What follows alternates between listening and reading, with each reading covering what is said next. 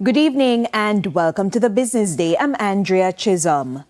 The government has signed a letter of intent for a subsea cable project which aims to strengthen Jamaica's digital infrastructure. The deal follows concerns raised by the International Finance Corporation, which warned that Jamaica's national broadband network could be affected if prices remain high. The agreement allows for engagement with Transamerica's Fiber Systems Limited to develop a subsea cable branching unit into Jamaica. That's linked to the TAM1 cable connecting Panama and the United States. According to Telecommunications Minister Darrell Vaz, the Jamaica subsea cable marks the strengthening of the country's digital background, allowing for competition in the global economy.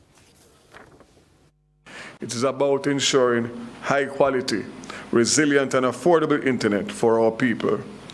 It's about better choices and, most importantly, lower prices.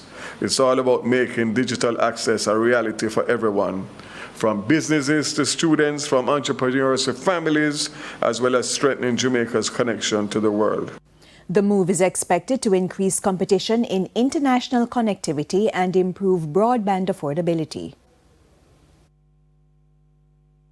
This initiative is therefore not just an infrastructure project, it is a strategic national investment in our future.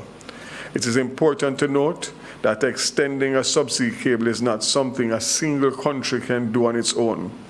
The cost to Jamaica to build and operate a standalone subsea cable to connect our country to a major internet exchange point, such as in the US, would be prohibitive.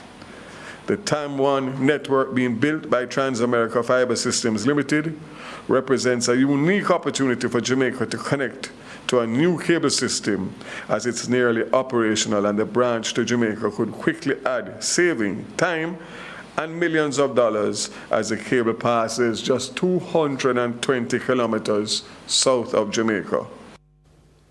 To the stock market now, the JSE index advanced by 2,224 points today, while the junior market index advanced by 10 points. The winners include Cygnus Credit Investments US dollar shares, Pulse Investments, Mayberry Jamaican Equities, Berger Paints Jamaica and Caribbean Cream.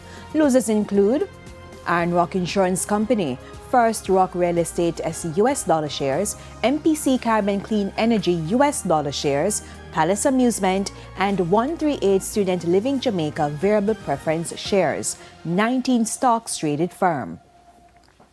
Foreign exchange trading ended with banks and cambios selling the American dollar for an average $157.43.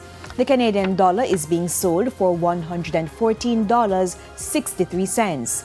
The pound is going for $214.88, while the euro is selling for an average $186.60. And that's it for the Business Day. I'm Andrea Chisholm. Good evening.